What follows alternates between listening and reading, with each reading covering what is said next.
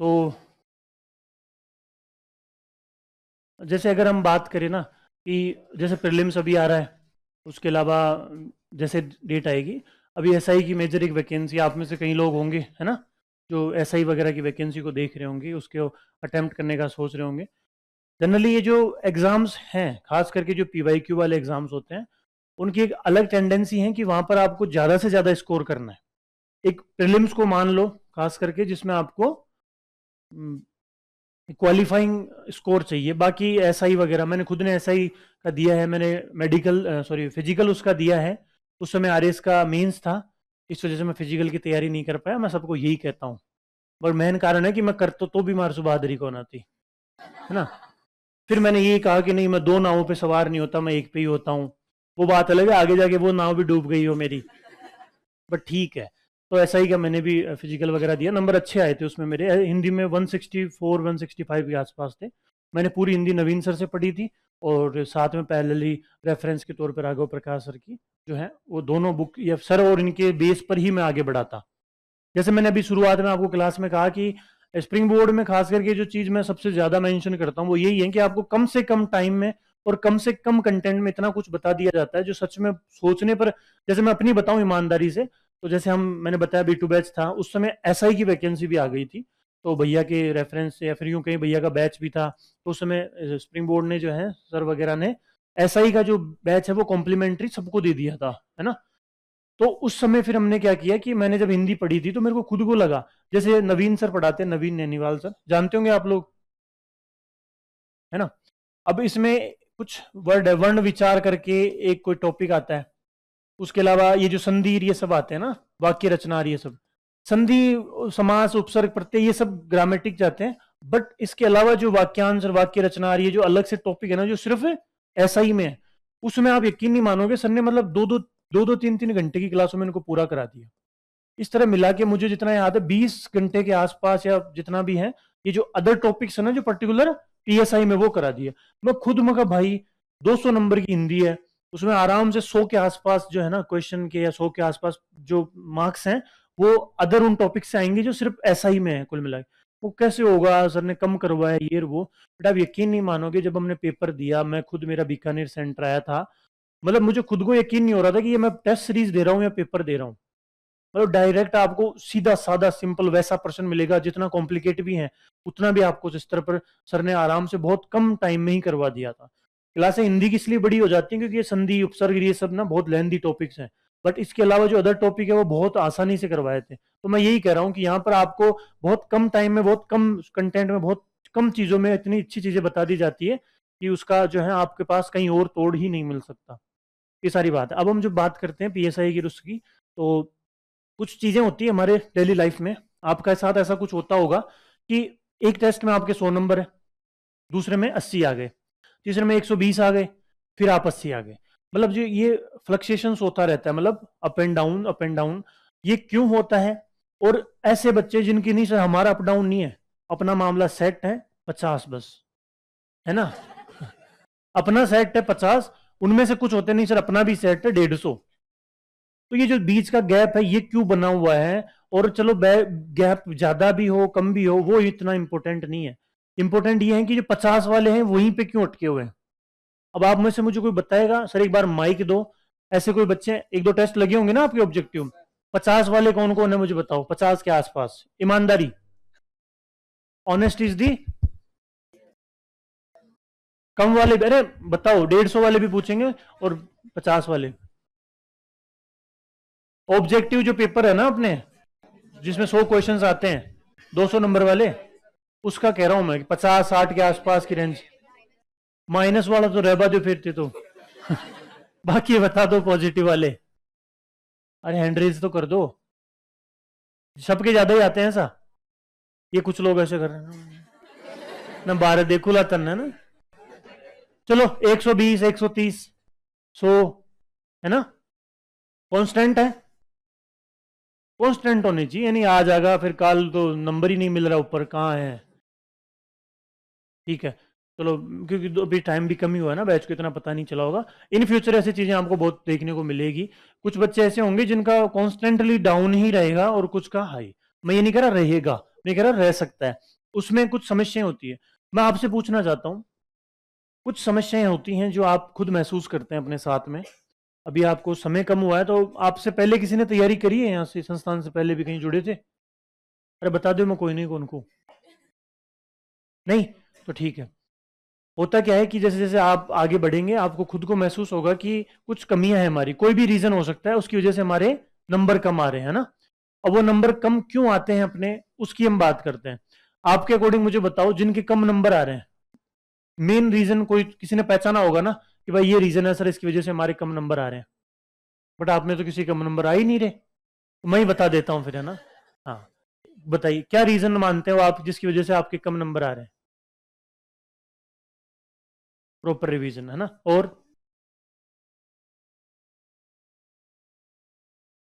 हम्म, ठीक है, बैठ जाओ। अब हम बात करते हैं इसी पॉइंट की। ये कुछ बातें हैं, मैं 8-10 पॉइंट आपको लिखाऊंगा जो मैंने खुद ने इन 3-4 साल में महसूस किए।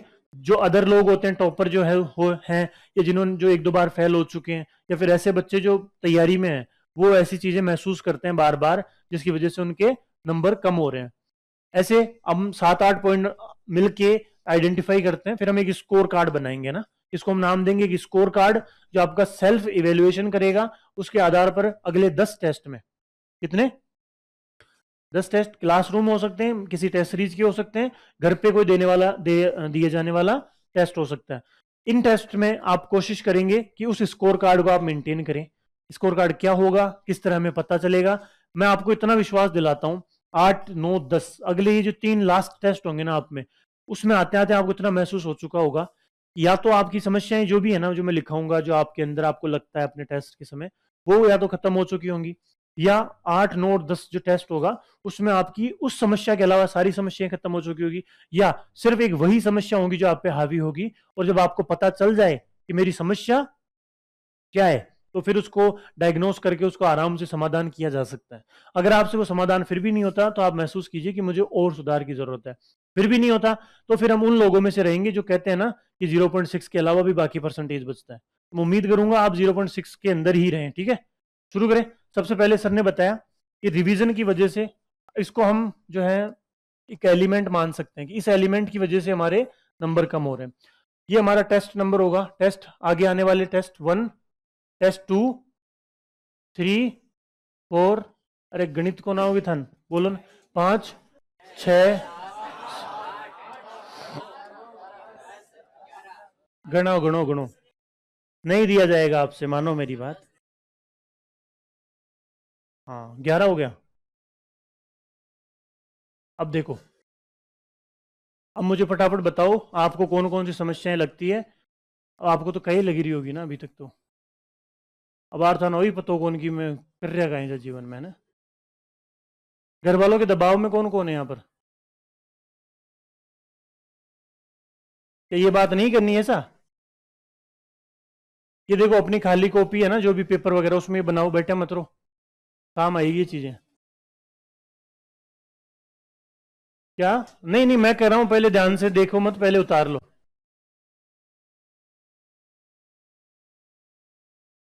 अरे धीरे रह के घर जा रहे हो क्या?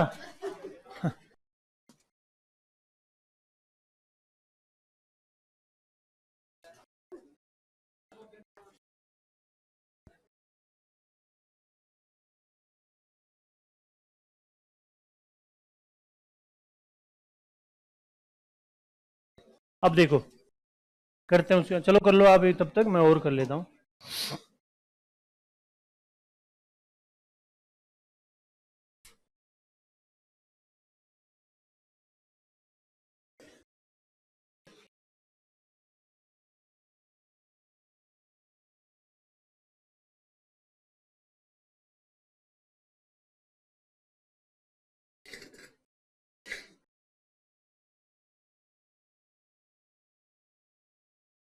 हम्म, तो सबसे पहले उन्होंने बताया कि कई बार रिवीजन नहीं होने पाने की वजह से जब हम टेस्ट में बैठते हैं तो हमें चीजें याद नहीं आती है ना।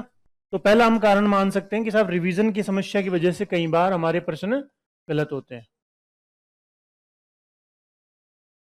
ठीक है। दूसरा उन्होंने बताया कि 3 ऑप्शन तो हमें लगता है कि अपने ही है। चौथा, दगा कर जाता है। तो इसको हम कह सकते हैं ऑप्शंस का इश्यू हो सकता है ना, कि भाई ऑप्शंस ऐसे लगते हैं, तीन तो दो जैसे होता है ना, 50-50% आ रहे हैं, फिर 75-25 का रेशियो हो जाता है। तो इसको एक तरीके से हम नाम दे सकते हैं कि ऑप्शन जो है ना हमारे, वो कई बार हमें लगते हैं कि कॉम्प्लिकेट है। और कोई कारण जो आपको लगता हो? बट हाँ, इस क्लास में एक वही तो है जिनके कम नंबर आ रहे हैं ना, याद नहीं होते ना। ओके, तो फैक्ट्स का इश्यू मान सकते हैं ना। फैक्ट, फैक्ट में डेट हो सकता है, किसी का नाम हो सकता है, कोई पर्टिकुलर जगह का नाम हो सकता है, किसी की स्थापना कब हुई, कौन सी जगह थी, किसने करी, ये सारे पॉइंट है ना।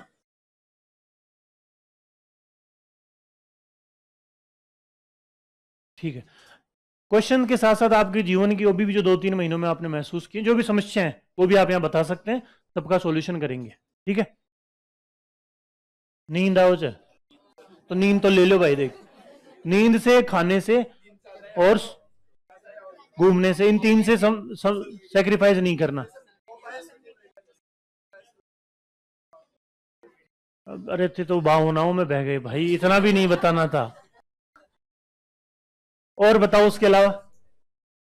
हाँ और तो बढ़िया, खैर कुछ समस्याएं क्वेश्चंस की भी होती हैं। लैंग्वेज बहुत कॉम्प्लिकेट सा लगता है सवाल, खास करके इकोनॉमी, बायो टेक्नोलॉजी, है ना।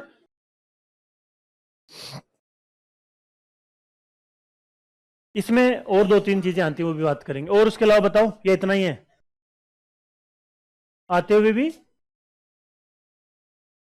भाई थे फिर पूजा कराओ देवता की। कोई देवदोष लग रहा है इसमें तो। ठीक है, आते हुए भी गलत हो जाते हैं, उसी की तो बात चल रही है कि क्यों हो जाते हैं, मैं भी ये पूछ रहा हूं। क्या?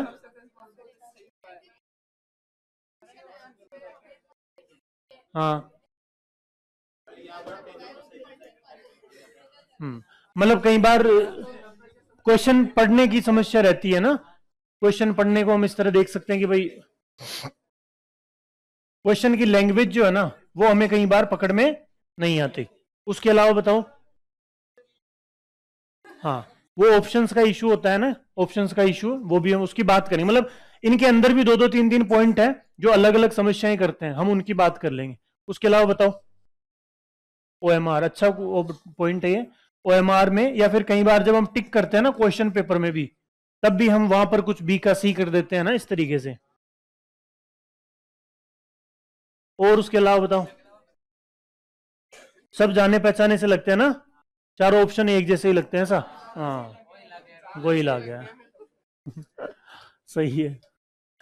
और उसके अलावा कई बार टाइमिंग का इश्यू रहता है कि भाई, अरे लास्ट में आता है मैथ, अभी नहीं आ रहा होगा, मैथ वगैरह जब जुड़ेगी ना पेपरों में, तो समय का अभाव होगा, जल्दबाजी में कई बार आप जो है ना बहुत सी चीजें अटेम्प्ट करेंगे जो आपको नहीं करनी चाहिए थी। और उसके अलावा एक चीज है सबसे महत्वपूर्ण जो आप भूल रहे हो, मैं याद दिलाऊंगा और फिर कि हाँ तो मैं एक बार थे ही याद कर लो। बताओ। तुक्का? नहीं, इसको तो सबसे ऊपर रखना चाहिए था वैसे, है ना। तुक्का, ठप्पा। और उसके अलावा पीछे भी है कोई? हाँ सर। अरे सॉरी यार, आप सब सर ही दिख रहे हो मेरे को इसमें, सॉरी। हाँ बताइए।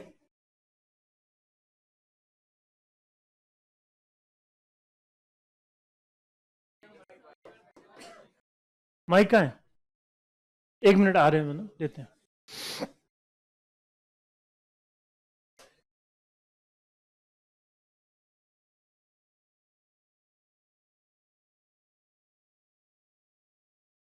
तब तक और किसी को कुछ आइडिया आ रहा हो? आपके सही है सारे प्रश्न? क्लियर है? कोई समस्या नहीं है आपके? राम जी, राजी? आई चाहे जी हेलो इसमें। हाँ 1 मिनट, हाँ जी। सर, 100 क्वेश्चन आते हैं, उसमें 20 में तो मतलब एक्यूरेट होता है, और 20 क्वेश्चन वाले मतलब वो खतन वाले आते हैं। 80 तो एक्यूरेट होते हैं और 20 वाले खतन वाले होते हैं भाई। इसमें से सही नहीं है ऐसे वाले। तो गुरुजी इनमें कलेश है हो सका है तो भाई ते पूजा कराओ फिर वही रोग से पूजा खतन वही। वाला में काहे तो पहला में तो मतलब पहला टेस्ट में तो गलत हुआ जाना है, पर हाँ दूसरा में थोड़ा थोड़ा सही है रह जाए तो दिक्कत तो है बान ऐसे। उल्टा गलत कराना चाहिए। हाँ सही करवाना जी, लेकिन अतेक जल्दी अतेक सही कौन हो रहे, दो तीन ही सही हो रहे जी, ज्यादा सही कौन हो रहे। चलो कराते हैं आज उनको भी। बैठो पानी पाओ यार, अगर तो गहरी समस्या है। अच्छा है, अच्छा ठीक है। तो इसको क्या लिखूं मैं? ठीक है। और किसी को कोई समझ में आ रहा हो?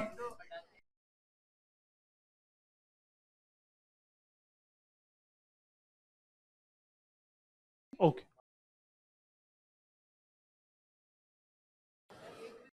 हाँ करते हैं। तो कंटेंट की बात कर लेना। कुछ पर्सन ऐसे हैं जो नोट्स में नहीं है और वो हम्म।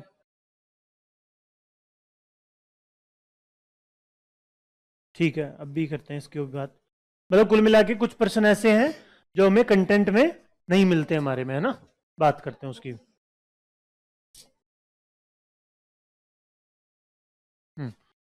तो तीन तीन छः तीन नौ हो गए ना। और है कोई मेजर कंसर्न जो आपको लगता हो? देखो ये सबकी अपनी अपनी समस्या है।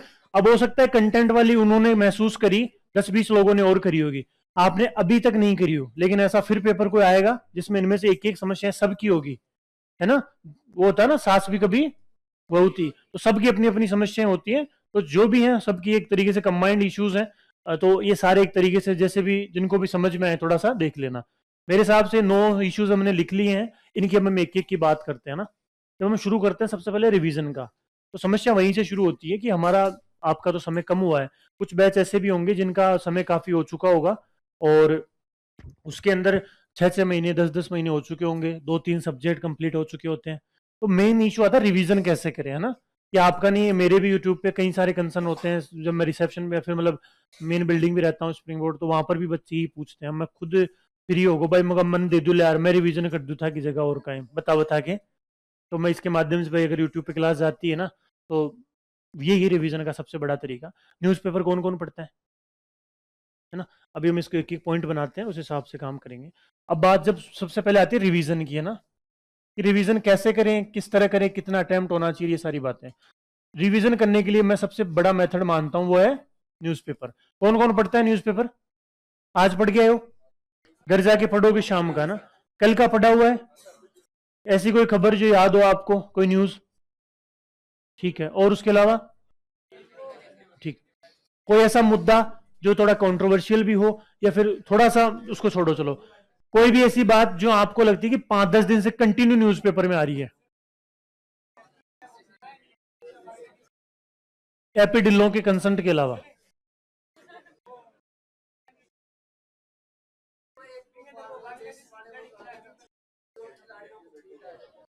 हाँ ठीक है, मतलब याद है कुल मिला के। तो मुझे बताओ, ये जो भी 2-5 खबरें आपको पता है, न्यूज पता है, आपने इनको याद किया था क्या? तो सिर्फ रीडिंग मारी थी ना, पढ़ा था, है ना। फिर भी थोड़ी बहुत याद रह गई। ये तो एक बार ही पढ़ा इसलिए याद रह गई। अब आपसे मैं 2 साल बाद भी पूछूं कि उन क्लास में मिले थे, आपने कुछ कहा था कोई बांग्लादेश और शाहरुख खान ऐसा, तो थोड़ा बहुत आपको कि हाँ हाँ हाँ, जबकि हमने सिर्फ एक बार पढ़ा था। कंपेरेटिवली हम रिवीजन करते हैं 10-20-30-40-50 जितनी भी बार हो जाता है, उसमें भी हमें याद नहीं होता। उसका रीजन ही यही है। हमेशा रिवीजन न्यूज़पेपर की तरह करो। नॉर्मल रीडिंग मारते हो ना न्यूज़पेपर की, उसमें भी आपको चीजें याद हो जाती हैं। क्यों? क्योंकि आप उसी अप्रोच से पढ़ते हो कि मुझे बस पढ़ना है, मुझे थोड़ा अवेयर होना है। उस अवेयरनेस की वजह से आपका दिमाग इतना ज्यादा फ्री रहता है कि वो अपने आप चीजें एक्वायर करता है। देखो कई सारे चीनी विचारक रहे हैं, उन्होंने भी कहा है कि किसी भी देश में सबसे ज्यादा अगर आप कंट्रोल रखने की कोशिश करते हो तो वहां सबसे ज्यादा क्राइम होते हैं। अरे ह्यूमन टेंडेंसी, आप जिस चीज को जितना ज्यादा दबाव बनाओगे वो स्प्रिंग की तरह व्यवहार करता है, उतना ही रिफ्लेक्ट होता है। तो कुल मिला के रिविजन का सबसे बड़ा तरीका यही है। आपके जैसे भी एक सब्जेक्ट पूरा होता है, आप, मैं बता रहा हूँ पहले सब्जेक्ट की, है ना, कि भाई एक पूरा सब्जेक्ट कंप्लीट हो गया, इसको कैसे रिवीजन करें। फिर आपका कोई टेस्ट आप दे रहे हो वीकली, उसको कैसे करें। तो अगर हम सबसे पहले बात करें न्यूज़पेपर के हिसाब से ही चीजें देखनी है। इसमें अगर हम सब्जेक्ट की बात करें कि पर्टिकुलर कोई सब्जेक्ट है हमारा, उसको हम किस तरह रिवाइज करें। मान लो आप हिस्ट्री की बात कर रहे हो, है ना। अब आप हिस्ट्री की बात कर रहे हो, आपके पास मान लो लगभग 150 पेजेस हैं, क्लियर है। अब आप इसको लेके बैठो एक दिन आराम से 5 से 7 आर बहुत बहुत ज्यादा होंगे, बहुत अच्छे तरीके से आपने खोला। बस ये आपके पेजेस हैं, ये आपकी नोट्स स्पाइरल हो गया। यहां से शुरू करो बस पढ़ना, नॉर्मल न्यूज़पेपर की तरह रीडिंग लगानी। पेज पलटे जाओ पलटे जाओ पलटे जाओ पलटे जाओ पलटे जाओ, लगभग 50 के आसपास पेजेस पलट दो। इसमें कोई टॉपिक हो सकता है आधा ही हुआ हो, छूट जाए, कोई इशू नहीं। 50 कर लिया, अभी होल्ड करो, फिर से 1 से 50 पढ़ो वापस। कितनी बार पढ़ लिया? 2 बार। अब 50 से सेम वही 100 तक करो, कितनी बार? 2 बार। फिर 100 से 150, 5 से 7 घंटे इसको दे दो। आप यकीन मानो हकीकत में आपको चीजें बहुत अच्छे तरीके से याद हो चुकी होंगी। फिर वैसे हमें, अगर हम एमसीक्यू वाले क्वेश्चन की बात करते हो तो हमें वैसे ही ऑप्शन दिया जाएगा। मीन्स की अगर हम बात करते हो तो इतना कॉम्प्लिकेट आता नहीं है कि भाई 150 पेजेस में से पूरे ही पर्सन हिस्ट्री के आ जाने, है ना। तो मतलब इतना वेटेज रहता है कि उतना जो आपने नॉर्मल रीडिंग वगैरह भी लगाई है ना, उससे भी काम हो जाता है। ये हो गया किसी सब्जेक्ट का जो 2-3 महीने बाद में आपने शुरू किया हो या छूट चुका हो, उसको कैसे रिवीजन करें, आगे की बातें, अभी तो समय आपको लगेगा इसमें। फिर अगर हम बात करें कि सर हम कोई टेस्ट सीरीज वगैरह दे रहे हैं, कोई टेस्ट दे रहे हैं, उसका क्या करें। मैं अपनी बताऊं, उसमें मैं क्या करता था कि आप मान लो, एक सबसे पहले इसमें कंसिस्टेंसी वर्ड जुड़ के आता है। कई लोग पूछते हैं कि कंसिस्टेंसी हमसे मेंटेन नहीं होती, उसका रीजन देखो। जिसने संडे बनाया, मानव जाति उसका हमेशा उपकार समझेगी, है ना। जिसने रविवार बनाया, और जिसने एग्जाम बनाया उसका तिरस्कार, है ना। हम दोनों में फंस गए, ना हम तिरस्कार कर सकते ना कुछ और। तो जिस तरह संडे इतना इंपॉर्टेंट है, क्योंकि उस दिन 6 दिन आदमी अच्छे से मेहनत करता है, किसके लिए? उस संडे के लिए, है ना। स्कूल में भी भाई सैटरडे की सुबह हम इसलिए स्कूल जाते थे राजी और कि चल कलेश कट्यो आज आज और पढ़ लो, है ना, काल सो वाला। उसी तरह अपनी पढ़ाई को भी इसी तरह रखो कि मुझे 7 दिन में से एक दिन अपने आप को देना है जिसमें मैं फ्री रहूं। जीवन में पढ़ाई के अलावा भी बहुत काम होते हैं ना इस उम्र में, है ना, वो भी जरूरी है ना। तो कुल मिला के 7 दिन में एक ऐसा दिन आपका होना चाहिए जिसमें आप सिर्फ टेस्ट देखो, दो बस 3 घंटे का, है ना। बाकी फ्री रहो, सो जाओ, जो भी आपको करना है वो सब करो। तो जब आप 6 दिन उस दिन के लिए तैयार रहोगे ना, आप यकीन मानो आपकी पढ़ाई अलग ही लेवल की होगी। आज शुरू करोगे, एक दिन हो गया, 7वें दिन के लिए, अरे वाह, बीच में 5 ही दिन बच रहे, 2 दिन, फिर बीच में 4 बच रहे, 3 दिन, फिर 2 ही बच रहे। ऐसे करते करते आपका एक इतना अच्छा सर्किल बन जाएगा कंसिस्टेंसी का कि आप 1-2 घंटे फिर भी चूक जाओगे 1-2 दिन में, बट फिर भी अच्छा बनेगा। तो कंसिस्टेंसी के लिए आप 7वां दिन एक दिन अपने लिए ऑफ रखो। मैं बुधवार को फ्री रहता था, उस दिन मैं सिर्फ एक टेस्ट देता था, जो भी ऑनलाइन वगैरह, बढ़िया मौज करा, एक फिल्म देखा था, पुष्पा उष्पा, वो सब उसी टाइम आ रही थी। मुझे हमारे लिए ही आ रही है, बढ़िया, है ना। पुष्पा फर्स्ट के टाइम, उसी का टाइम है, 22 के आसपास ही आई थी शायद, है ना। उस तो इस तरह आप कंसिस्टेंसी बना सकते हो। अब टेस्ट के लिए क्या करें? टेस्ट के लिए मान लो आपका 7वें दिन टेस्ट है। मैं जिस तरह पढ़ता था, तो ये हो गया आपके 1 2 3 4 5 6, 2 घंटे 2 घंटे 2 2 2, और इसी पूरा दिन, मतलब 2 घंटे मेरे पर्टिकुलर उस टेस्ट के लिए हो गए, उस सब्जेक्ट के लिए। इस हिसाब से कितने हो गए? ये हो गए आपके 10 घंटे, है ना। 10 घंटे हो गए। बाकी का समय मैंने अपने अकॉर्डिंग पढ़ रहा हूँ मैं। बच्चे पूछते हैं सर कि टेस्ट के अकॉर्डिंग पढ़े, अकॉर्डिंग पढ़ते हैं तो हमारे सब्जेक्ट छूटते हैं। अगर अपने अकॉर्डिंग पढ़ते हैं तो फिर टेस्ट छूटता है, क्या करें भाई। गौतम बुद्ध ने इसलिए तो कहा है मध्यम मार्ग, है ना, मिडल पाथ। उसका मतलब यही, हर चीज में मध्यम देखो। तो 2 2 घंटे आपने अपने टेस्ट को दे दिए, बाकी का समय जो भी 8 7 घंटे जितने भी निकल पा रहे हैं आपसे, वो आपने अपने अकॉर्डिंग पढ़ ली। इसमें आप 10 घंटे में आराम से एक सब्जेक्ट को अच्छे से रिवीजन कर चुके होंगे, अच्छे से पढ़ चुके होंगे। और आखिरी का जो दिन है ना, बुधवार के हिसाब से वो मंगलवार हो सकता है, संडे के हिसाब से सैटरडे, उस दिन पूरा उस दिन उस सब्जेक्ट को पढ़ लो। बस वो एक दिन हो गया जो सब्जेक्ट को मिल गया, और बाकी के दिन में से सिर्फ 2 2 घंटे उस सब्जेक्ट को मिले, और बाकी के आपका टाइम रह गया। तो इस तरह आप रिवीजन कर सकते हो टेस्ट का, सब्जेक्ट का। यकीन मानो, थोड़ा सा कोशिश करना, इससे आपको खुद को लगेगा कि हाँ, रिवीजन भी हो रहा है, चीजें याद भी हो रही है। आप सोच के देखो, आप पर्टिकुलर टॉपिक को, सब्जेक्ट को 2 2 घंटे 5 दिन कंटिन्यू पढ़ रहे हो, तो बार बार दिमाग में वो फिरता है ना, बार बार वो टॉपिक आता है। इसमें भी आपको क्या करना है कि मान लो जैसे 2 घंटे अगर आप कोई सब्जेक्ट पढ़ रहे हो, आपने 20 पेज पलटे या 20 पेज थोड़ा ध्यान से पढ़ा, दूसरे दिन जब आओ ना, इन 20 पेजेस को फटाफट 1/3 के हिसाब से पढ़ना। मतलब आज 2 घंटे आपने जिसको दिए ना, लगभग 30 मिनट 40 मिनट जो है ना, क्या, हाँ, 40 40 तो ज्यादा हो जाएगा, जो भी है 30 40 मिनट जितना भी आप दो, उसमें इन 20 कल वाले 20 पेजेस को फटाफट रिवाइज कर लेना, फिर आगे बढ़ जाना। इस तरह करते जाओगे ना, अच्छे चीजें याद होंगी। जो आप कहते हो ना फैक्ट वगैरह याद नहीं होते, भूल रहे हैं, उनके नीचे अंडरलाइन किया करो पेंसिल से, जैसे मान लो आपसे पूछ रहे राजस्थान सेवा संघ की स्थापना कब हुई, मान लो जिसको इशू है 1920 में, बहुत इशू हो रहा है, उसके 20 के नीचे अंडरलाइन कर दो। दूसरे दिन जब भी आओगे, एक एक पेज जब पलट रहे हो, उसमें अंडरलाइन में कोई है क्या ऐसा जो अंडरलाइन किया हुआ, हाँ ये है, फिर फटाफट याद हो गया, ऐसे करते जाओ। यकीन मानो मुझे समस्या रहती है, मुझे आपसे भी ज्यादा समस्या रहती है फैक्ट में, जो आज भी है, आज भी है। लेकिन मैंने उसको समस्या को इतना ओवरकम किया, उसके ऊपर इतना काम किया था कि आप यकीन नहीं मानोगे, जैसे अभी कुछ समय पहले, लगभग 10 दिन पहले मेरी किसी से बात हो रही थी, उन्होंने तैयारी शुरू ही की है और उनके साथ भी सेम समस्या है। हालांकि वो कुछ सिलेक्टेड है अभी, लेकिन फिर भी उनके साथ ये समस्या है। उन्होंने मुझसे पूछा कि साइमन कमीशन कब आया था इंडिया में। मैंने कहा 1928 में। कि बस इतना ही याददाश्त मुझे चाहिए। मगर ये अच्छी लगी आपको कि ये याददाश्त की बहुत बड़ी चीज़ है, हमें तो ये भी याद नहीं होता। तो मैं ये मानता हूँ मुझे सबसे ज़्यादा समस्या है डेट वगैरह याद करने में।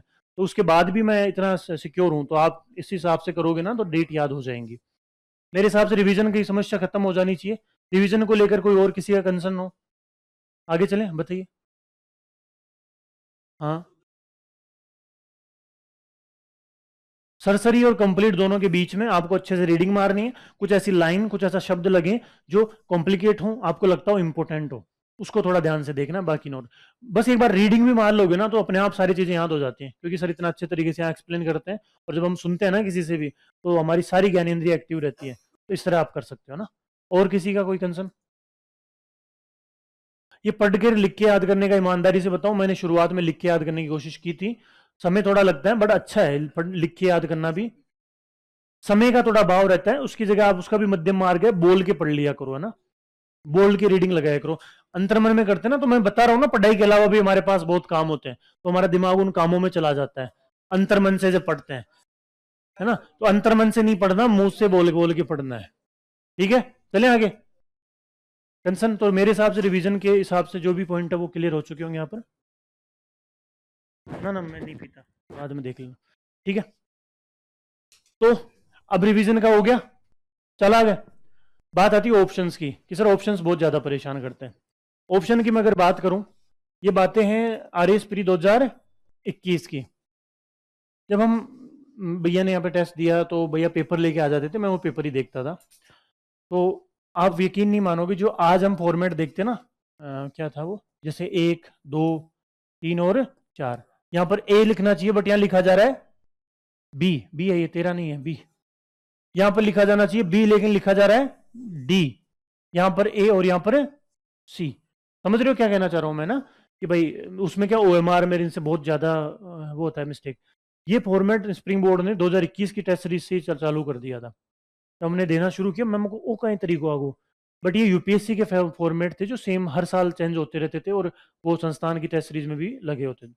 मुझे लगा ये तो बहुत हैवी, वो इतना क्यों पूछेंगे वो, ना। बट आप यकीन नहीं मानोगे, मुझे याद है मेरा या तो 1 या 2% इसी वजह से गलत हुए थे, क्योंकि यहाँ पर तो 1, 2, 3, 4 कुछ दिया हुआ है। मेरा अगर ऑप्शन 4 सही है तो मैं इसको लेके जाऊंगा, है ना, लेकिन डी का मतलब तो 2 है। तो इस तरीके से मेरे पर्सन भी गलत हुए हैं। तो यहाँ पर जो टेस्ट बनाए जा रहे हैं, सीरियसली आंखें खोल और उनको ढंग से पढ़ के अटेम्प्ट करोगे ना, जितने आपके कंसर्न है, जितने आपकी समस्या है, वो सब खत्म हो जाएगी। अभी आपके ऐसे भी क्वेश्चन, मतलब ऑप्शंस आने लगेंगे जिसमें होगा उपयुक्त में से कितने सही है, या तो 1 या 2, ऐसा आता है क्या, केवल 2, केवल 3। ये यूपीएससी 2023-24 से लागू कर रहा है, और अभी 23 वाले प्री से स्प्रिंग बोर्ड ने भी ऐसा लागू कर दिया था। बट वो इस बार 23 में तो वैसे ही पेपर बहुत हल्का आया था, इस बार वाला फिर भी ठीक था। तो मैं क्या कह रहा हूँ, ऑप्शंस की समस्या है। तो ऑप्शंस के लिए आपको एकमात्र तरीका यही है कि आप थोड़ा सा अपने आप को अच्छे से तैयार करके रखें, और यहाँ पर जो टेस्ट लग रहे हैं उनमें जिस तरीके के ऑप्शन आ रहे हैं ना, वो सबसे हाई लेवल है, उससे सच में ऊंचा लेवल कोई हो नहीं सकता। ऑप्शंस में यही समस्या थी ना, और कोई समस्या थी ऑप्शन में? ऑप्शंस में हाँ, कैसे? हाँ हाँ, नो डाउट, उल्टा है, यही तो समस्या है। आंसर क्या है, आपके प्रश्न का आंसर क्या है? ये 2 है, ये 2 है। इस 2 का मतलब बी है, ना कि 2। हाँ, है ना। हाँ हाँ हाँ, तो ये मतलब इसमें बी है। मैंने हालांकि मेरे को एबीसी लिखना चाहिए था यहाँ पर, है ना, एबीसीडी लिखूंगा। तो अब सही है, अब आ जाएगा समझ में। आपका ऑप्शन क्या है, बी। तो बी कहाँ है, 1 में। ये और कोई ऑप्शन में किसी को लेकर समस्या, ऑप्शन की वजह से प्रश्न गलत होते हो? चले आगे। तीसरा पॉइंट है फैक्ट्स। जी,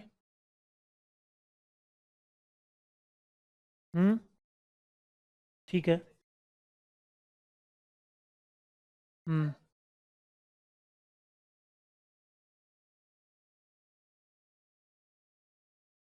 हाँ।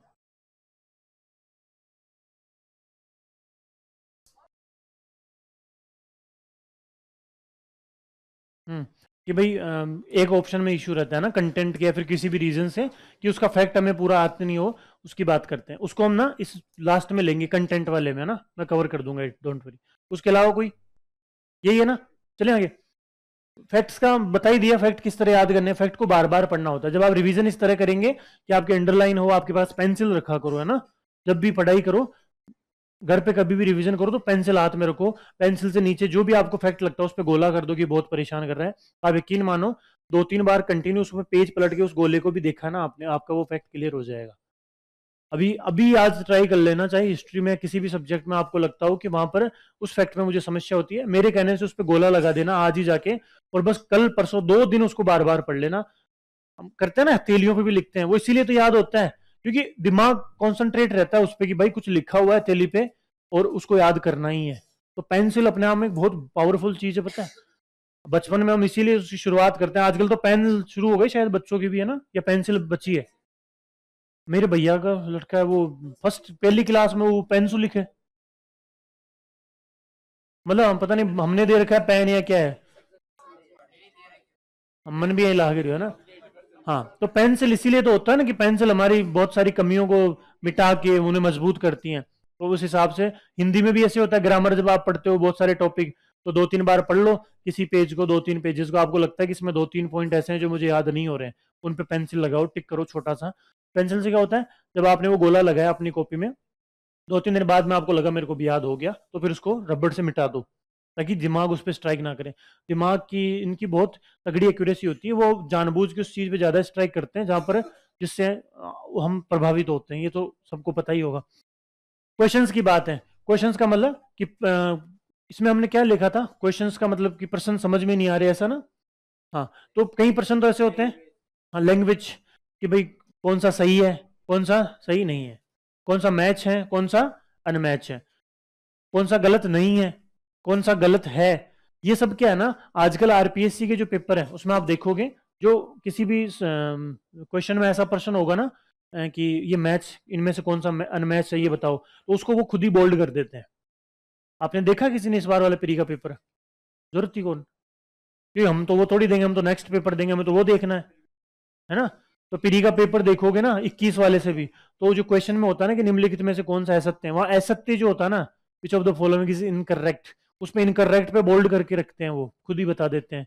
कहीं पर तो भाई टाबर जल्द, टाबरों को वैसे समस्या बहुत है, तो आरपीएससी सोचती है कि ये समस्या तो हम ही खत्म कर दें। तो क्वेश्चन का जो होता है ना लैंग्वेज का, मतलब सॉरी क्वेश्चन की जो लिखा है सही गलत, वो तो वैसे भी वहाँ बोल्ड होता है, बट फिर भी हमें अपने आप को थोड़ा अवेयर रखना है। कहीं पर तो आरपीएससी ना दे अगली बार से सुनने के बाद, तो समस्या हो जाएगी। लैंग्वेज की बात है, मैंने बताया इकोनॉमी, टेक्नोलॉजी, पॉलिटी, बायोलॉजी ऐसे सब्जेक्ट हैं जिनकी लैंग्वेज बहुत अजीब लगती है आपको, है ना? सर यहाँ पर जो समझाते हैं उसमें जो प्रश्न आते हैं वहाँ पर कुछ ऐसे शब्द निकल के आएंगे। टेस्ट सीरीज जो दे रहा है वहाँ पर भी आप देखोगे पॉलिटी वगैरह की जो जो लैंग्वेज है बहुत कॉम्प्लिकेट है। उसका क्या रीज़न है? उसका सबसे बड़ा रीज़न है कि लेवल किसी पेपर का जब बनाना होता है ना, कि वो 40% भी ना क्रॉस कर पाए। उसका तरीका सिर्फ यही नहीं होता कि आपसे वो सब पूछ लिया जाए जो आपने कभी पढ़ा ही ना हो। सबसे आसान तो यही तरीका है, बट ये चीज़ें संस्थान भी जानता है कि भाई क्या उनसे पूछा जाए। इसलिए कई बार लैंग्वेज इतनी टफ बना दी जाती है कि लैंग्वेज भी समझना है। इस बार का मीन्स का पेपर देखा किसी ने? तो इसका मीन्स का पेपर देखा, एथिक्स का, पब्लिक एडमिनिस्ट्रेशन का, उसकी लैंग्वेज समझ में आई एथिक्स वाले की, है ना? जिनमें हमारा खुद का एवरेज था कि 5 से 9 मिनट, 10 मिनट, 12 मिनट में हम पूरा 10 नंबर का प्रश्न लिख दिया करते थे।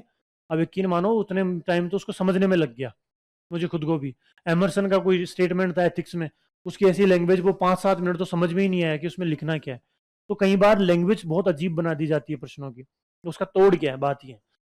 तोड़ सबसे महत्वपूर्ण है कि इसकी जो कुछ ऑथेंटिक जो पर्टिकुलर बुक्स आती है। इकोनॉमी में तो हालांकि स्प्रिंग बोर्ड की लैंग्वेज आजकल काफी ठीक कर दी सर ने, मतलब इसी तरह की कॉम्प्लिकेट करी है कि कुछ शब्द जो है वैसे ही पूछे जाते हैं जैसे एग्जाम्स में।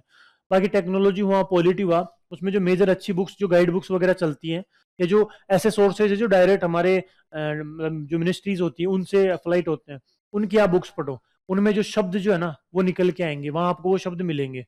जैसे हम लक्ष्मीकांत वगैरह की बात करते हैं ना, तो उनकी लैंग्वेज उसी तरीके की बनाई हुई है, उसमें जो कोर वर्ड है ना, जो संविधान में लिखा हुआ है किसी पर्टिकुलर टॉपिक का, पॉलिटी का, तो वहां निकल के आता है। अब सवाल है कि इतना तो समय ही नहीं है, कोई दिक्कत नहीं है, जब बैच फ्री हो तब कर लेना, अभी सच में इतनी जरूरत नहीं है। कितने क्वेश्चंस की लैंग्वेज खराब आती होगी? 5 की आती होगी 100 में से, 10 की आ जाए ज्यादा से ज्यादा, 90 तो आपके पास है। और 10 में भी आप इतने कमजोर थोड़ी हो कि आपको सारे ही नहीं है। इंग्लिश में देख लो, हिंदी में देख लो, दोनों में से एक में काम हो जाता है। अब मैंने बोला कि इंग्लिश तो मैंने शायद गलत ही बोल दी है ना? इंग्लिश में तो हम देखते ही नहीं है।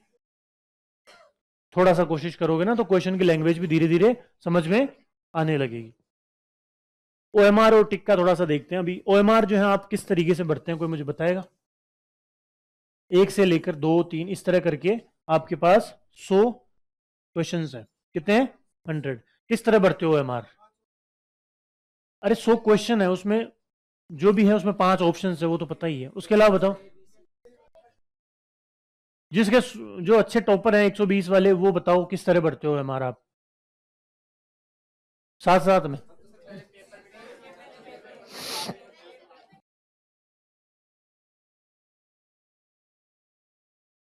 और बताओ। ठीक है, जो नहीं आता उस पे गोला, बाकी सेम टाइम ओएमआर। ठीक है, और बताओ।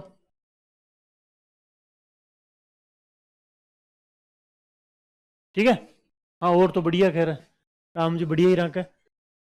साथ साथ, जो साथ साथ बढ़ते हैं उनमें एक समस्या है, किसी को महसूस हुई?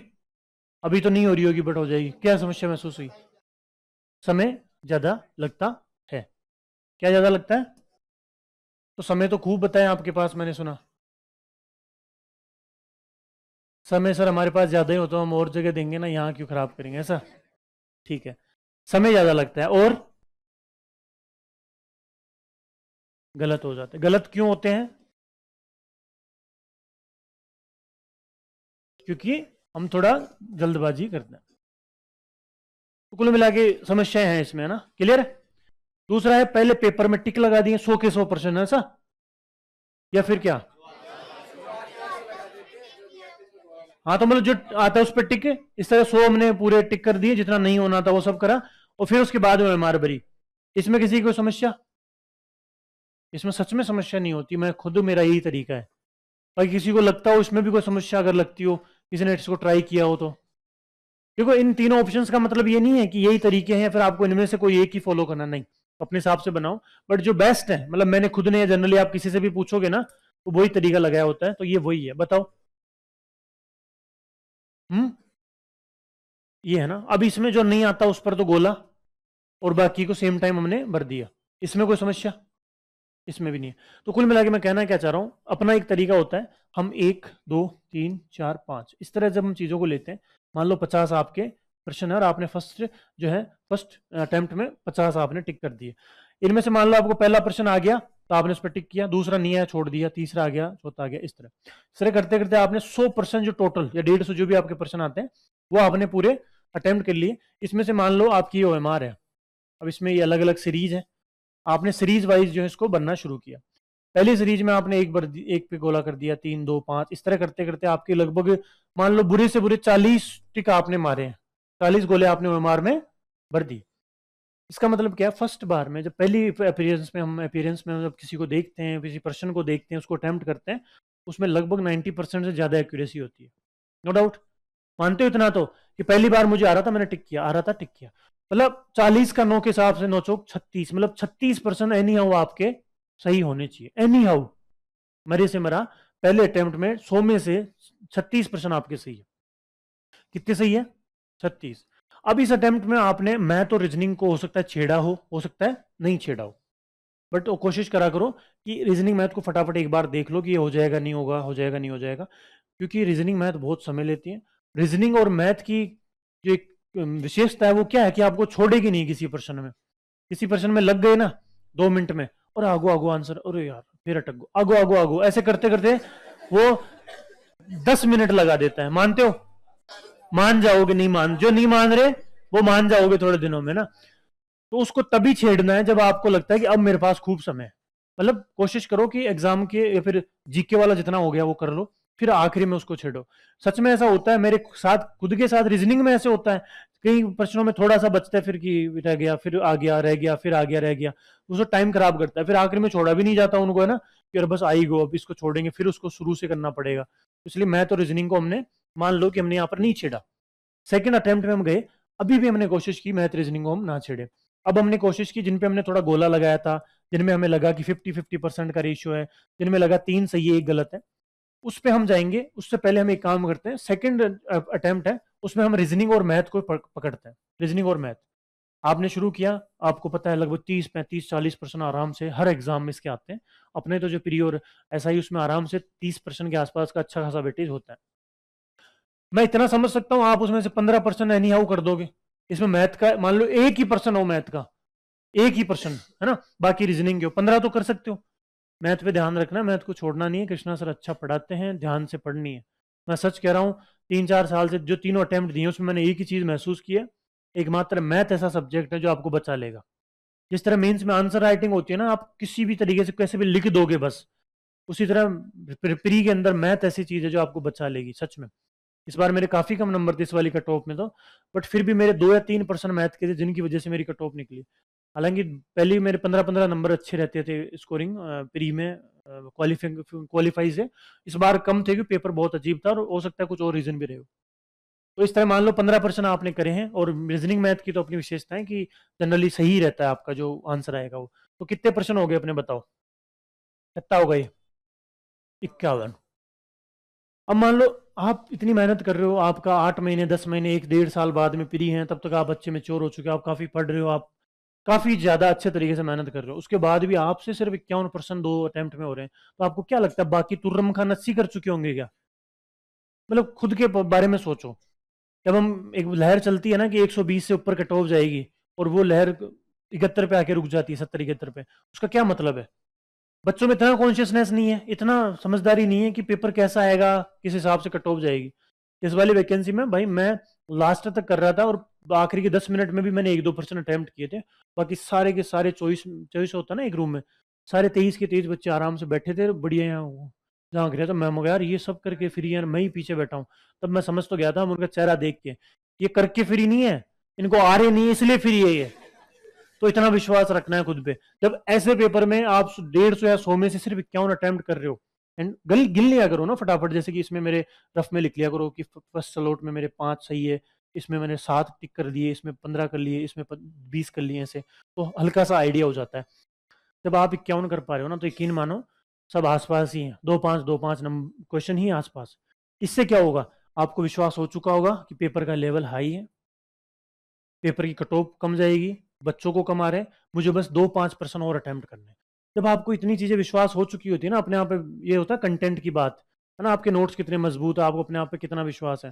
जब आपको ये हो चुका होगा ना, आप इसके बाद में सच बता रहा हूँ कोशिश ही नहीं करोगे ज्यादा अटेम्प्ट करने की। फिर आप बस इतनी कोशिश करोगे कि जो आ रहा है ना कि इसको ज्यादा अटेम्प्ट कर लोगे, दो वाला तीसरे को छेड़ोगे ही नहीं, और ज्यादा समय आप लगाओगे रीजनिंग और मैथ पे। उसको करते करते अगर आप ना करते 55 और 60 के बीच भी चले जाओगे ना, नो डाउट आप आराम से क्वालिफाई भी करोगे, और एसआई जैसी वैकेंसीज में तो स्कोर भी अच्छा करोगे। इस फॉर्मेट से क्या हुआ, हमने बात करी शुरू अपनी ओएमआर से, है ना, कि ओएमआर को भरने का तरीका क्या है। ओएमआर को भरने का तरीका क्या सबसे अच्छा लगा, जो मैंने भी अप्लाई किया था, एक बार फर्स्ट अटेम्प्ट में सारे टिक कर लिए जो मुझे आ रहे थे, उनको मैंने पहले फिल किया। ओएमआर में फर्स्ट अटेम्प्ट में जो भी हमने टिक लगाए उनको फिल भी करना है, क्योंकि बाद में समय नहीं बचता, और हड़बड़ाहट में। इसका एक नुकसान और बताऊं, मेरे एक फ्रेंड थे, उन्होंने इस वाला प्री दिया था, 25-30 जितने भी पर्सन उन्होंने कर लिए, उसकी भी आदत सेम यही थी कि सारे एक बार कैसे पूरा अटेम्प्ट करो, पेपर 2.5 घंटे तक, जो आ रहा है नहीं आ रहा सबको करो, फिर आखिरी में एक बार में वो एमआर भरनी है। उसने पता नहीं क्या किया, 1% ऊपर नीचे हो गया उसका, उसकी वजह से आगे की पूरी सीरीज जो है ना वो फ्री। क्योंकि उस समय हम वैसे आधे घंटे पहले अगर आप ओएमआर बनना शुरू करते हो तो जल्दबाजी में फटाफट फटाफट गोले भरते हो, जितना ध्यान होता नहीं है ना, उस वजह से वो फिर 10-20% भी अगर गलत हो गए ना, एक मतलब 25 की एक सीरीज में अगर 5-10% भी आपके गलत हो गए अपने हाथ से, तो आप वैसे ही कट ऑफ से बाहर हो, तो उसका ये नुकसान भी होता है। इसलिए ओएमआर हमेशा कोशिश करो कि एक बार कोई पेपर पे टिक कर लिए 100% जितने आए उनको करो, दूसरे अटेम्प्ट में कितने करें उनको ओएमआर भरो, ऐसे करते जाओ, उससे आपको समय भी कम लगेगा और कॉन्शियस रहोगे। ये ओएमआर, ये टिक करने का हो गया। इसी में हमने बात की टाइमिंग, समय का भी इसी से निकलता है कि जब आप इस तरीके से अटेम्प्ट करते हो ना, तो आपको समय का पता होता है। आपको पता है कि मुझे मैथ और रीजनिंग आखिरी में देखनी है, आपको पता है फर्स्ट अटेम्प्ट में मेरे इतने क्वेश्चंस हो चुके हैं, तो अब मुझे कम ही ध्यान देना है इन पे। आपको पता होता है कि एक पर्सन में मुझे जनरली कितना समय लगता है। आपको ये भी पता होता है कि कुछ ऐसे कॉम्प्लिकेट क्वेश्चंस जो मैथ और रीजनिंग के होते हैं, जो आपको छोड़ते ही नहीं है, बिठा के ही रखते हैं कि मैं आ ही रहा हूँ बस, फिर पीछे चला जाता है, मैं आ ही रहा हूँ बस, फिर पीछे चला जाता है। उसमें आप समझदारी दिखा पाओगे, आप उसमें समय खराब नहीं करोगे, इसी से तुक्का भी नहीं लगेगा आपका। जब आपको पता है पेपर इतना टफ है, आपके खुद के नंबर कम बैठ रहे हैं, अब आज आप अपने आप को कहीं भी देखते होंगे, आप, मैं यकीन दिला रहा हूँ, आप जब 1 साल बाद में अटेम्प्ट दे रहे होंगे ना, आप बहुत अच्छी स्थिति में होंगे, आप एक बहुत अच्छी जगह हो, आप एक बहुत अच्छे व्यक्तित्व रखते हो अपने पास, आपकी एक अच्छी कैपेसिटी है कि आप यहाँ पर बैठे हो। यकीन मानो, आज कई लोग सोच रहे होंगे कि गुरुजी 51 भी मुश्किल आप आन दो, है ना, 51 भी मुश्किल ही हो पाए 100 में से, बट आप यकीन मानो आप उससे भी ज्यादा कर पाओगे।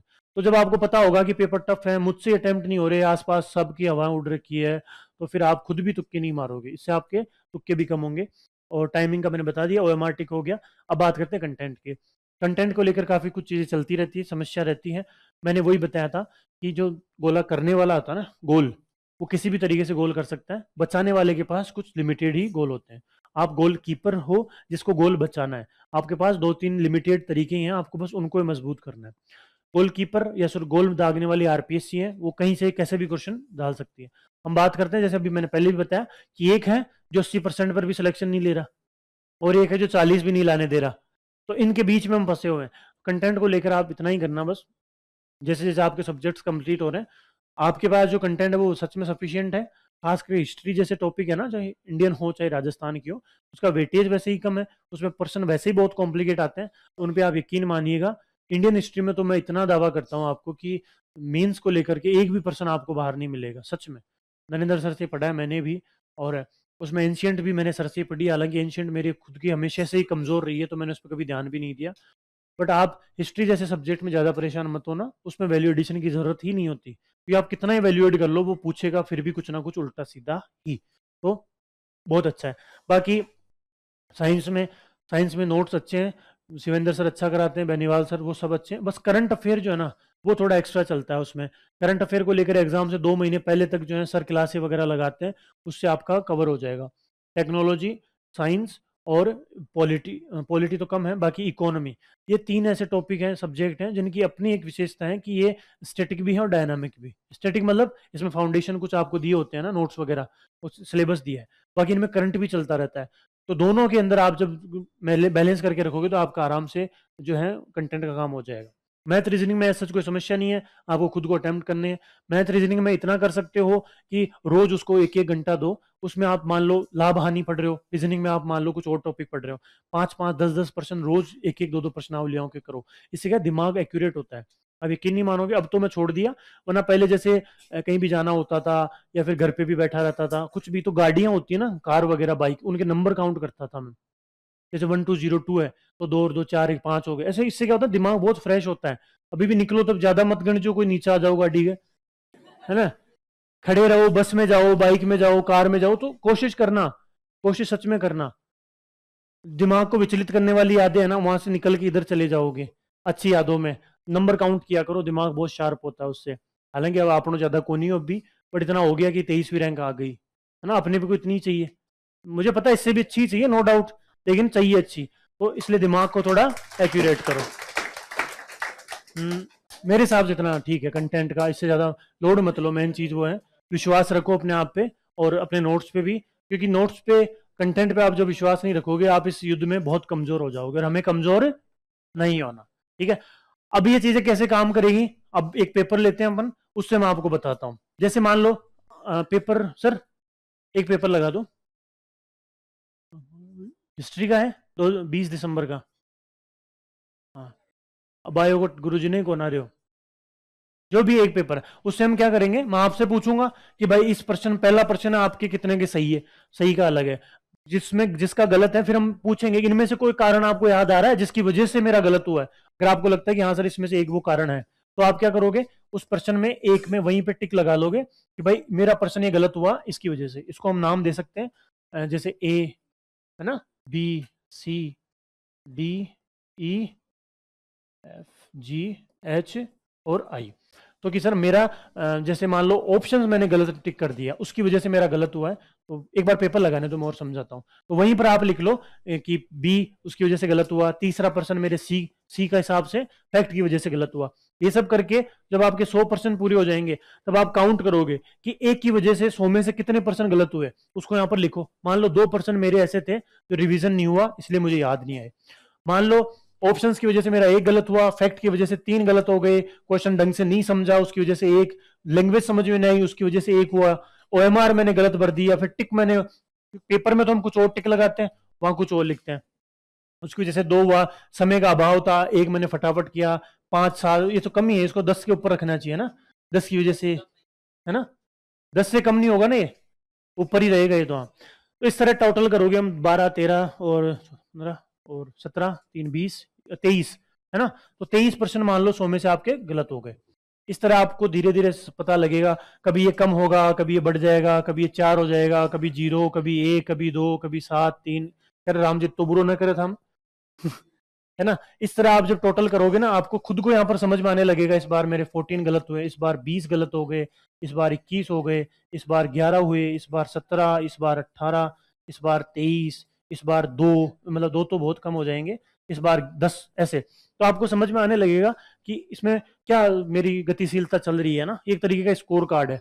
धीरे धीरे आप हालांकि देखो 10 12 15 गलत होते ही हैं, कोई कितना ही धुरंधर हो, क्योंकि बात वही है ना, एक में से एक का मतलब कभी भी एक नहीं हो सकता, कभी वो जीरो भी तो हो सकता है ना, तो 100 में से 150 में से 20 बार जीरो भी हो सकता है, बट हम ये कोशिश कर रहे हैं कि ये आंकड़ा 20 से ऊपर ना जाए कम से कम, है ना।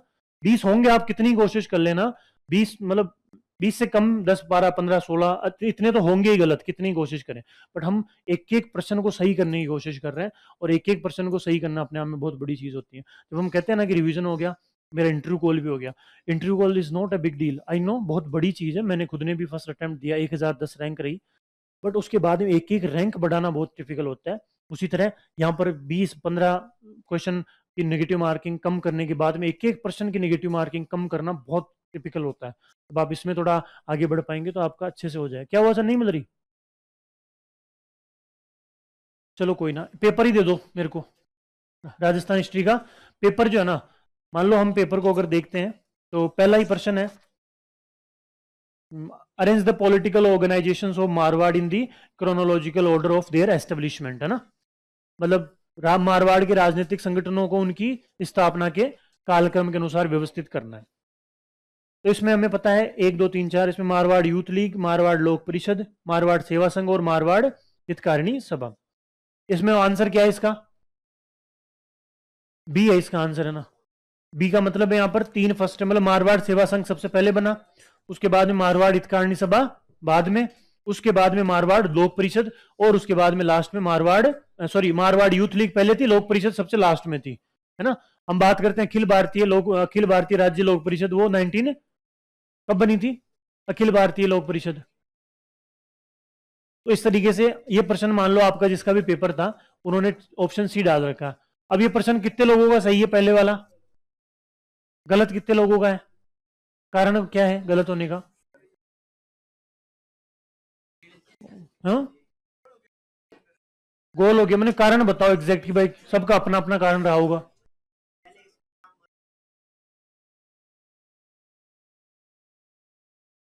ओके, मतलब फैक्ट का मान सकते हैं, थोड़ा सा एरर है ना। 2-3 ऑप्शन है, और उसके अलावा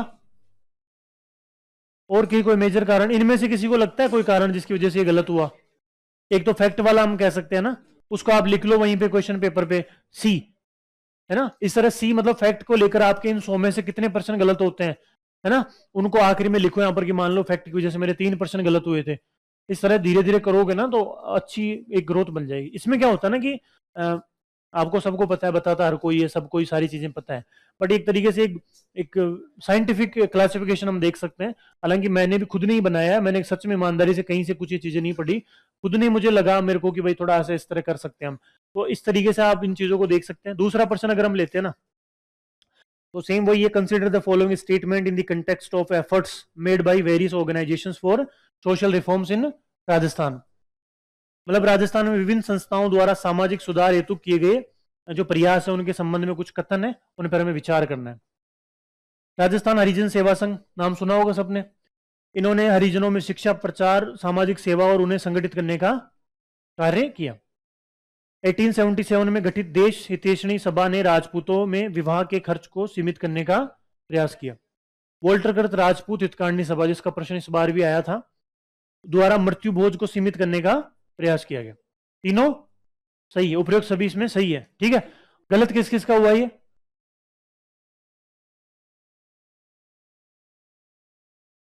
ठीक है, तो नोट्स मतलब कंटेंट का हल्का सा आपको लगा कि कुछ एक्स्ट्रा फैक्ट दिया गया है ना, तो इसकी वजह से गलत हुआ आपका। आप लिख सकते हो, इसमें आपका ज्यादा कोई लॉस, मतलब ज्यादा कोई आपका कंसर्न नहीं है ना। और किस वजह से गलत हुआ किसी का ये प्रश्न? इसके अलावा किसी का और कोई रीजन जिससे गलत हुआ हो ये बताओ। ठीक है, ये छोटा सा लेते हैं, चलो इसमें तीसरा ही देख लेते हैं ना। Match the following pairs, Arya Samaj के एक्टिविस्ट और दूसरी साइड उनके related areas. Master Adityanath, Vasudev Khandelwal, Shyamlal, Vishnu Pandya. हमें पता है कि मास्टर आदित्येंद्र भरतपुर काफी अच्छे एक्टिविस्ट रहे हैं, भरतपुर पंजाब मंडल में भी उनका योगदान रहा है। तो ए फॉर 3, इसमें ऑप्शन में सिर्फ A3 एक में ही है, तो वहीं पे हमारा ये ऑप्शन क्लियर होता है। कोशिश किया करो कि 3 मिलने के बाद भी और आगे भी उसको अटेम्प्ट करने की कोशिश करो। दिमाग को इतना शिथिल नहीं रखना कि एक ऑप्शन टिक होते ही कि हाँ भाई हो गया। अभी आप थोड़ा ध्यान रखो, एग्जाम में तो आप फिर भी निकाल सकते हो कि भाई हो गया, क्योंकि टाइम वहां कम रहता है। बट यहाँ पर कोशिश करो 3 मैच तो हो गया, फिर और कोशिश करो और कौन सा किससे मैच होगा। हाँ, कहीं बात होगी, सब ठीक है।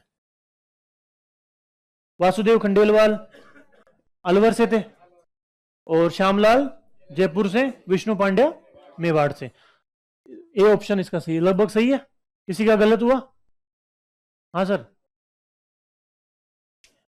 अच्छा, माता क्यों दे रहे, तो गलत ही नहीं हुआ तो फिर। तो इस तरीके से अब जैसे समय का थोड़ा सा अभाव तो है, लेकिन इतना भी नहीं है, कर सकते हैं। निम्नलिखित में से राजपूताना मध्य भारत सभा, उसके संस्थापक सदस्यों की बात करनी है। Select the founders of Rajputana Madhya Bharat Sabha 1918 जो बना था उस समय, उसमें फ्रॉम दी फॉलोइंग। अब इसमें हमें पता है कि विजय सिंह पत्तिक उसमें शामिल थे, गणेश शंकर विद्यार्थी भी शामिल थे, चांदग्रहण शारदा शामिल थे और जमनालाल बजाज भी शामिल थे, मतलब चारों लोग इसमें शामिल थे। तो इसका ऑप्शन हो गया सी। अब ये इसमें भी देखो कॉम्प्लिकेट किया गया है, 4 होने का मतलब हम पढ़ते हैं उपयुक्त सभी, मतलब लास्ट डी आना चाहिए, बट यहाँ पर क्या है, सी है ना। तो ये इस तरीके से कई बार चीजें आपको कंफ्यूज करती हैं, तो वो कंफ्यूज नहीं होना। तो इसमें कौन सा सही है? सी, सबका सही है। ये पेपर दिया उसका सही नहीं है, कौन था आप हो? आपने इसमें डी भरा हुआ है ना, क्या कोई खास वजह?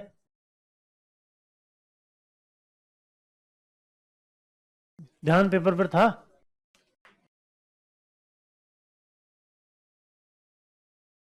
नहीं, मतलब ये चांदग्रहण शारदा नहीं मान रखा आपने ना शायद, ठीक है कोई बात नहीं। तो उसके इस तरह मतलब आपको खुद को कि जो भी पर्सन गलत हुआ है इस पेपर में जाके थोड़ा ध्यान देना, या बायोलॉजी वाले में देना, आंसर की मिला देना। आधे घंटे लगता है, इससे ज्यादा समय नहीं लगेगा।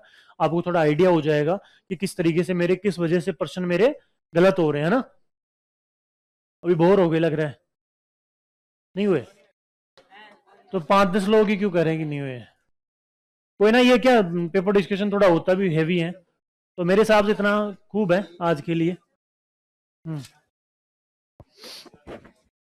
और उसके अलावा मेंस वगैरह की बात हम फिर कभी आएंगे तब करेंगे। मेंस में क्या, अभी मेंस का इतना ही देखना कि आंसर राइटिंग करो थोड़ा सा। आज जो भी सर पढ़ा रहे हैं उसको घर जाके सोने से पहले या उठने के बाद में, सही बोला ना,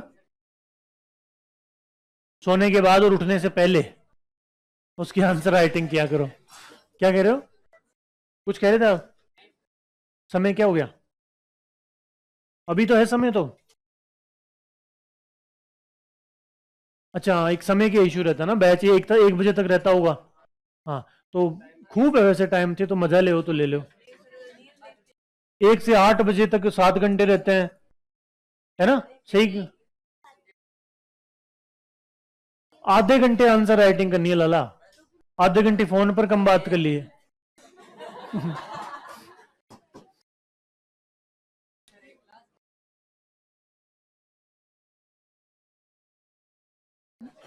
ये बैच तो काफी थोड़ा इस हिसाब से चल रहा है ना। तो इतनी जल्दबाजी क्यों करनी, 21 साल के हो गए अभी? क्या है, ईयर कितना है? अरे तू यार, क्यों मजा ले, आराम से दे लेना, इतनी जल्दबाजी नहीं करनी होती। ग्रेजुएशन हो गई आपकी, जल्दबाजी तो वहीं कर दी। इसका आप ये कर सकते हो कि सर से कह के कोई पहले का बैच, अगर वो एक्सेस वगैरह हो पाए तो, जो 6 महीने 8 महीने पहले से शुरू था, उसमें थोड़ी क्लासेस स्पीड से हो रखी हो, रिकॉर्डिंग ऑनलाइन वैसा, वो कर सकते हो। उसमें कोई मार्जिन वगैरह मिले तो वैसा, कि भाई मैं शिफ्ट करना चाहता हूँ या जो भी है, आए गो। इस तरह कर सकते हो आप, है ना। बाकी ये तो बैच तो उस हिसाब से चल रहा है ना। तो आ रही है वैकेंसी, मतलब ऐसा। अरे मैंने कोड़ा हूँ, पता है।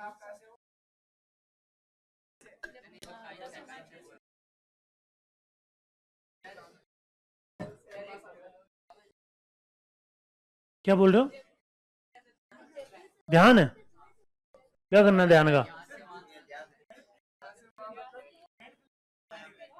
मोह माया में ध्यान जाता है, ऐसा? ठीक है, जीवन में कह रहा हूँ ना, पढ़ाई के अलावा और भी बहुत चीज जरूरी चीजें होती हैं, तो वो जरूरी हैं चीजें, तो जरूरी रहनी चाहिए। उनको कम जरूरी करने की क्या जरूरत है? ठीक है, थोड़ा रहता ही है ना, कहीं समस्या होती है, कुछ फैमिली इश्यूज हो सकते हैं, किसी के खुद के इश्यूज हो सकते हैं। उसका तो देखो एक इलाज ही है कि बोल बोल के पढ़ा करो, जब भी लगे कि भाई ध्यान भटकता है तो। और ये जीवन में सबके साथ होता है, देख, क्योंकि गला सबका सूखता है ना। अब इसको यही है कि थोड़ा आप अपने हिसाब से मैनेज करो। और मैं तो ये मानता हूँ जीवन में कुछ समस्याएं होनी चाहिए तैयारी के समय। कल को बताओगे भी तो सही कि मैं लालटेन का उजाला में पढ़े हो, है ना, या स्ट्रीट लाइट के नीचे बैठ के पढ़ता था, है ना। हाँ, मुझे मुझे ताने मारने वाले मेरे रूम में तक आ जाते थे, है ना। समझ। हाँ, वीडियो कॉलों पे ताने मारे जाते थे मुझे। तो इस तरह कुछ रहना भी चाहिए जो, जिससे हम बता सकें। हाँ, उन्हें भी ले लो लपेटा में। नहीं आता वो, नहीं वो नहीं करता टेस्ट। अरे नहीं, हाँ, ये एक बड़ा कंसर्न होता है ना बराबर वालों को देख के, कि भाई ये कोई जलन नहीं है, ये अपने प्रति एक गिल्टी होती है आदमी को, कि देख वो तो पढ़ रहे हो जब तू यहाँ कर रहे हो। ये नहीं होना चाहिए। हम भी पढ़ते थे, हम भी पढ़ते हैं, जो भी पढ़ रहे हैं सबके साथ रहता है। हमसे कहीं बड़े टॉपर होते हैं जीवन में ना, हमसे भी अच्छे लोग होते होंगे, बहुत आगे होंगे ऐसे लोग। उनको लेकर समस्या नहीं करनी, सब अपनी अपनी जो है जंग में है, सबका अपना अपना तरीका है। उस तरीके से सब चले जा रहे हैं, तो उस तरीके से आप भी चलते जाओ। बस इसको लेकर कभी वो नहीं होना, आप ये कोशिश कर लेना कि भाई वो जो अपनी पढ़ रहा है वो अपनी पढ़े, हम भी अपनी पढ़ लेंगे। कुल मिला के आपको तो नहीं है, वो अपने आप को एक दिन फ्री रखना है, सीधी बात ये है। संडे की छुट्टियां रहती है यहाँ पर भी ना। हाँ, तो उस दिन बस वैसे ही फ्री हो, उस दिन वैसे ही फ्री रहते हो, तो वो आप कर लिया करो। और उसके अलावा, हाँ, हाँ सी, कुछ ना कुछ, अरे जीवन में रहता तो बहुत कुछ है यार, ये तो मेरे साथ ही होता है। जीवन में बहुत कुछ रहता है, और उसमें सबसे बड़ी चीज है कि कुछ बहुत अच्छी यादें रह जाती है ना, ऐसा रहता है वो। देखो, जीवन का एक वो है, मतलब समंदर भी अगर इतना बड़ा विशाल है, तो वो भी बहुत सी चीजें छोड़ के आगे बढ़ता है, वो तभी बड़ा हो पाता है। वो अपने अंदर से बहुत सी सीप वगैरह मोती भी निकालता है, तो इसीलिए वो बड़ा है, क्योंकि उसके साथ भी बहुत सी चीजें छूटती है। छूटता है, रहता है, जीवन है, धीरे धीरे अभी और छूटेगा। बड़ा है रियाजों डटो आलदानी, 2-5 साल बाद में ज्यादा छूटने लगेंगे। उससे पहले कि पालो सब कुछ, बात वो है। ये और कुछ थोड़ी छूट रहा है किसी के। अभी काहे की क्लास है? अभी हिस्ट्री की थी क्या? अच्छा, बायो वाली। क्या बात। तो अभी थोड़ी आएंगे सर अब? अच्छा, मैम आएंगे। क्या क्या? अब नहीं आते? उपवास, अच्छा, वो कुछ रहता होगा उनका जो भी। सही।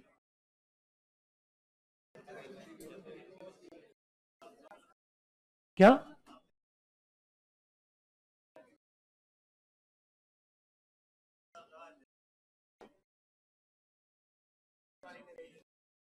आप इतने सीरियस क्यों यार, सब मस रहे हैं। हंसो पहले। रुक, बताता हूँ, बैठो, करता हूँ। हैं? वही वही है। सब कुछ पा लेना ही जीत थोड़ी होती है, कई बार हारना भी कमाल होता है ना? सही है। मलाल नहीं रहना चाहिए जीवन में, मैं यही कहता हूं। अपने आप को खुश रखो, जो आपके अच्छे शौक हो, माता पिता को लेकर, अपने समाज के प्रति, अपने प्रति जो भी जिम्मेदारियां हैं उनको बराबर पैरेलली चलते रहने दो। जीवन जो है वो इस विकट परिस्थितियों में वैसे ही बहुत छोटा है। वैकेंसियां तो फिर भी लौट के आती हैं, लेकिन उम्र आपकी नहीं आएगी। मलाल ऐसा सच कोई बड़ा रहा नहीं, क्योंकि पैरेलली 20 में मेरी ग्रेजुएशन हुई। मेरा सीधा सा मानना है कि एकेडमी जितने आप आगे तक कंटिन्यू रख पाओ, मतलब कॉलेज कोई सब्जेक्ट वगैरह वो करते रहो। 22 तक मैंने बीएड किया, पैरेलली वैकेंसी आ गई, तो कोविड का भला हो, ज्यादा बीएड में ज्यादा माथाफोड़ी हुई नहीं, तो फिर अपने इधर ध्यान रह गया। मलाल 21 में इतना सा रहा कि फोर्थ पेपर बहुत हल्के में लिया गया मेरे द्वारा। मैंने भी उसी तरह समझा कि 4 जैसे पेपर है सब 200 200 के, वैसे वो भी तो 200 का ही है, वो कोई तुर्रम खान थोड़ी है। बट उसको मैंने समझ लिया कि जो 3 पेपर है ना उनके बराबर है वो। हो सकता है इन 3 के मिला के 600 है, इसके सिर्फ 200 हैं, बट ये जो 600 हैं ये 200 के बराबर है, या उससे भी कम ही है। उसमें मैंने ग्रामर पे ज्यादा ध्यान दिया, ग्रामर याद करना, ज्यादा रटना। फोर्थ पेपर में, फोर्थ पेपर 21 वाले में समस्या क्या हुई, ग्रामर की जीके की तरह सेम टेंडेंसी है साहब। जहां से आपने पढ़ा है वहां से वो क्वेश्चन उठ के आ गया, तो आपको भी आ गया, सबको आ गया। याद वहां आ गया, ग्रामर मान लो विलोम पूछ लिया, अनुग्रह का विलोम पूछ लिया, वन वर्ड पूछ लिया आपसे, क्षितिज के बराबर हो, ऐसा याद आया तो आ गया, नहीं आया तो नहीं आया। नहीं आया मतलब 1 नंबर गया, 1 नंबर का 1 है वो, उस तरह। मुझे इतना पता तो था ये सब, फिर भी कि नहीं यार ग्रामर पे ध्यान दिला, तो वो सब कि शुरुआत के 50 नंबर है हिंदी में, वो अगर उस पर ज्यादा ध्यान दे लिया तो बाकी के 70 नंबर आ जाएंगे, मैंने भी यही सोचा। मुझे समझ में आ गया, 75 नंबर थे। इंग्लिश में मेरे एक वो था, the child is the father of the man, elaboration, उस पे लिखा मैंने। अब क्या मानोगे, मैंने 20 में ग्रेजुएशन इंग्लिश लिटरेचर से की है, 22 में मेरी बीएड इंग्लिश लिटरेचर से थी, मैं थर्ड ग्रेड रीट में लगा, हालांकि ज्वाइनिंग नहीं हुई। हाँ, है ना? उसमें मैंने फॉर्म गलत भर दिया था, फॉर्म में कोई ऑप्शन पता नहीं था, मैंने टिक गलत कर दिया। उस बाद में फिर वो हाई कोर्ट में रीट वगैरह, हाँ रीट में रीट चल रही है मेरे अभी, है ना? तो उसके बाद भी मेरे वो पर्सन, उसने एलोबरेशन गलत था मेरा, उसने मुझे कमेंट किया। हाँ, कोई बात तो गहरी है, माइक दूं? हाँ, तो उसमें 10 नंबर का एलोबरेशन उसने मुझे लिखा, मैंने उसने पूरा 0 नंबर दिया एक, तो ऊपर से और लिखा the candidate has not understood the theme. मतलब बच्चा समझ ही नहीं पा रहा, मतलब मेरे को कह रहे हैं कि आप समझ ही नहीं पा रहे हम पूछ क्या रहे हैं। मतलब उस स्तर पर चला गया था मैं, क्योंकि बहुत वो ग्रामर शुरू करते 10-15 मिनट में संधि वंधि ढंग से आई नहीं, विलोम और वो थोड़ा भूल गया, तो बिल्कुल डाउन। फिर इंग्लिश शुरू की, लेटर लिखा, आधा लेटर लिखने के बाद समझ में आ रहा है पूछ क्या रहा है। फिर वहां खत्म काम, दिमाग खराब। फिर थोड़ा आगे गया, एलोबरेशन में कुछ छाप दिया, मेरे को खुद को पड़ गई, शर्म आ रही। मैं को भगवान उसको इतनी ताकत देना कि वो उसको समझ सके। तो इस तरह वो फोर्थ पेपर तभी लग गया था, मैंने 10-20 मिनट पेन डाउन कर लिया, वो कहा नहीं होगा इस बार, तो अगली बार देखेंगे। सीरियसली मैं सबको देखने लग गया। फिर मैं सेम टाइम याद है यार कोई मजाक थोड़ी है, अगली बार का लिख तो सही। फिर मैंने लिखा, तो फोर्थ पेपर में वो मेरा मलाल रहा। उसके अलावा जीवन में ऐसा कोई मलाल रहा नहीं है। ट्रैवलिंग का बढ़िया शौक है, मेरा इंस्टाग्राम है RS_विकास, वहां पर खूब आपा बढ़िया आदमी, मौज लिमार वाला आदमी। उसके अलावा घर परिवार में यहीं का हूँ, mummy papa family, joint family में दादाजी हैं, सारी कोई समस्या कौन, भगवान की देन सो। उसके बाद में फिर जब मैं बात करता हूँ 23 वाली वैकेंसी आई, तो इसमें मैंने कॉम्प्रिहेंसिव पे ज्यादा ध्यान दिया, बहुत ज्यादा। अब यकीन नहीं मानोगे, ग्रामर को तो मैंने ढंग से पढ़ा ही नहीं। ग्रामर तो मेरे को जैसे 21 में जितना पढ़ा उतना ही पढ़ा, बस कॉम्प्रिहेंसिव पे बहुत ध्यान दिया। फिर पैरेलली मैं एमए करने लग गया लिटरेचर से, तो वहाँ पर राइटर्स थे, नॉवेल्स वगैरह कुछ अच्छे अच्छे पढ़े, उनसे लाइनें मिलती अच्छी अच्छी, अच्छे विचार मिलते हैं, उनको हम कोट कर सकते हैं। ये सब धीरे धीरे मिला, तो उससे क्या हुआ कि कल को जाकर के जब ये वाला अटेम्प्ट आया, उसमें मेरे पास कॉम्प्रिहेंसिव में अच्छा खासा कंटेंट था। और सेम ऐसा ही हुआ, ग्रामर आप देखते हो, हिंदी की ग्रामर तो फिर भी अच्छी आई, लेकिन इंग्लिश ग्रामर ने हवा नहीं लगने दी। मैं खुद एमए हूँ, मेरे साथ के जो एमए इंग्लिश से, उन्होंने खुद ने ये चीज महसूस की कि हमारा एमए होने का कोई फायदा नहीं था, मतलब इतना टिपिकल पेपर आया था। बट वहां पर कॉम्प्रिहेंसिव ने पार लगा दी। इस बार 86 नंबर है, हालांकि नो डाउट इतना कोई बड़ा डिजिट नहीं है, बट सबके डिजिट अब की बार 100 के अंदर ही है। परमेश्वर जी वगैरह के अच्छे नंबर है, फिर भी उनके इंटरव्यू में बहुत कम नंबर है, बट उनके मेंस में काफी अच्छे नंबर है। तो इस तरीके से कॉम्प्रिहेंसिव पे ध्यान दिया।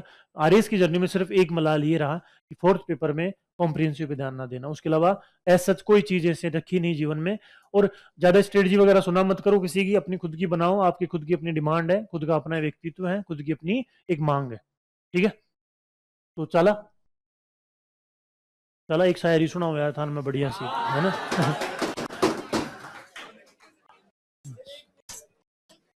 हाँ 1 मिनट है, फोन निकाल ले, ऐसा सही है। मेंशन करता करता मन सुनवा मत दीजिए, थोड़ा ठीक ठाक से सुनाते हैं जो सुन भी सके। हाँ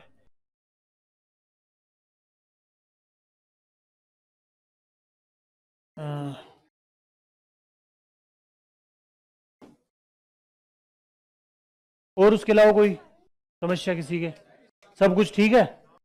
हाँ अरे नींद आती है, इसका एक बताता हूँ मैं आपको। नहीं चलने तो ये भी अच्छा, एक ही ये तो बना ले, अच्छा है।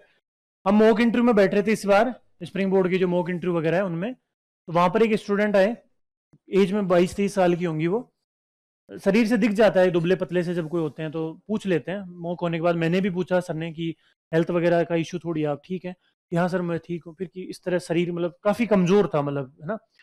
तो उन्होंने जो बात कही वो सच में आज भी मैं जब आपको बोल रहा हूँ ना, मैं तो मुझे खुद को थोड़ा ऐसा लगता है। उसने ये कहा कि सर मेरा बैच इवनिंग बैच था, तो घर जाने के बाद मुझे खाना खाने के बाद नींद आती थी, इसलिए मैंने खाना ही छोड़ रखा है। मैं सिर्फ एक टाइम खाना खाती हूँ सुबह, रात का खाना मैंने छोड़ रखा है सर, काफ़ी टाइम हो गया, 6 महीने या साल जितने भी हैं। और अभी मैं एक टाइम का ही खाना खाती हूँ क्योंकि मुझे नींद आती थी, इसलिए ये सोच के ही इतना आता है, मतलब आदमी उस स्तर पर अपने आप को सेक्रीफाइस कर सकता है। तो सोचो हमें अभी कितना कंपटीशन झेलना है।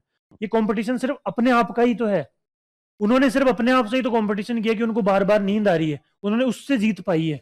बाकी उन्होंने अलग से ना कोई इतना कोई अच्छा अलग कुछ पढ़ा होगा, ना कोई कंटेंट, इतनी भागदौड़ उन्होंने नहीं की। उनकी जंग, जिस तरह हर किसी की जंग खुद के साथ खुद की जंग है, वैसे उन्होंने भी ये जंग समझी कि मेरी जंग मेरे साथ ही है, मेरी जंग है नींद, सोना। और उन्होंने उसको त्यागने के लिए अपनी भूख, भाई आदमी करे कहीं पे नहीं है, चौको खा बान है, चौको पैर बांध है, चौको सो बान, उन्होंने दो चीज स्किप कर रखी है, बताओ। तो इसीलिए जिन्हें अब आएगी क्या नींद, आओ लिखे अपन तो आप नहीं तो कौन रुके, है ना। क्या पर और एग्जाम निकल जाएंगे कैसा।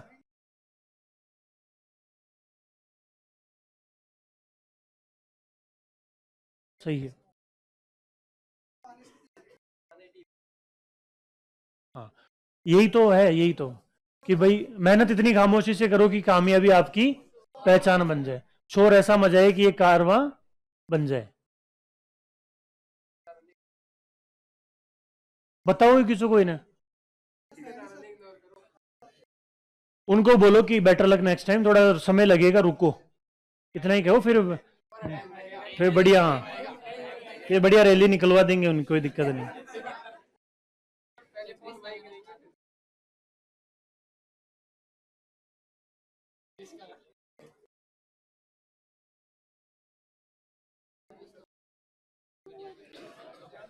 छोड़ो हैवी हो जाएगी, चलते हैं ऐसे। अरे नहीं नहीं नहीं नहीं, अरे हैवी हो जाएगी समझो। आप तो हो तैयार, मैं नहीं हूं ना। चलो सुनो सुनो सुनो, शांति। मेरे गमों में मेरा हिस्सेदार नहीं लगता, मेरे गमों में मेरा हिस्सेदार नहीं लगता, ये लड़का मेरी कहानी का किरदार नहीं लगता। उसकी फिक्र करूं तो हुकूमत बदल जाए, उसकी फिक्र करूं तो हुकूमत बदल जाए, यार ये लड़का मुझे समझदार नहीं लगता। ठीक है, ये तो ठीक था, थोड़ा ज्यादा भी नहीं था, ठीक है। अभी क्या घर जाके आओगे हैं?